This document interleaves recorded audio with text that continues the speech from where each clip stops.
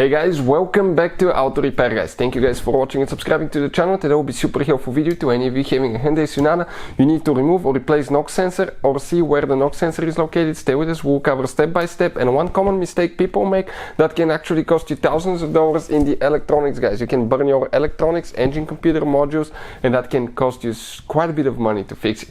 Before we start, let me tell you a little bit about us. Every single car we get at the garage, we try to make at least 200 to 300 free repair videos. Why we do that? Simply because our mission in the shop is to save you as much money as we can. All we need in return, please subscribe to the channel, like the video, that way we can keep making these absolutely free videos for you. Now, if you need to buy any parts or tools for a good price and quick shipping for your Hyundai or any car, check out the link in the description of the video below. That's where we get all our tools and supplies from. So that's the engine right here out of that Hyundai Sonata guys. But even if you have a different engine, the procedure will be very similar, and the location of the knock sensor will be similar as well. Now, many of you ask me what computer diagnostics we recommend for these modern vehicles, and let me tell you guys, this is the one right here. I'll put the link in the description of the video below for your convenience. It works on Hyundai, Kia, and almost any car you can think of. It's amazing too, that can pay itself off in one-time use. So check out the link for the current price and features. So if you look now guys, that's the engine. We have the intake manifold removed. But before you start, you need to disconnect the car battery. Why? Because you have right here the starter wire, that's a 12-volt wire going to the car battery, and one to the alternator as well. If you touch that one with two, you will short things out, burn relays, fuses. You can actually burn engine, computer, and modules. We've done that. It cost us about $2,000. So disconnect the car battery. Number two, on these modern cars, it really matters which battery terminal you disconnect and reconnect first. If you do it the wrong way, you can cause damage to the modules and computers as well.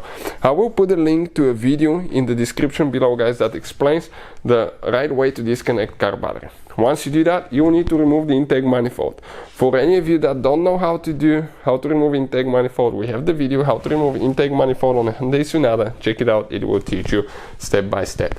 This is your fuel rail with the fuel injection system. This is the fuel rail pressure sensor, and if you see right here under the fuel injector on cylinder number 3, that's where the knock sensor is located. That gray thing needs to come out, that's the safety clip. Now you need to go ahead, push down here, okay, and now it could be stuck a little bit, disconnect the injector. Now this is the wire for the knock sensor. It comes up to here, and you have one plastic clip that you need to release, okay. So okay, you can see these two things. If you squish them towards each other, it comes out. Now let's see if we have anything else. No, that's it. Then we need to get a 12 millimeter socket, and it could be really stuck. So there is one more thing I need to tell you when you install a new sensor to make sure it works correctly. So make sure to stand till the end. We're going to go ahead, remove that bolt now, and that's the knock sensor. Now when you remove the knock sensor, before you install the new one, clean everything really good here. Make sure you have zero contamination, dust, dirt, anything like that, because if you install the new sensor and it's not contacting the engine block correctly, you may get codes and the car may be not working correctly as well.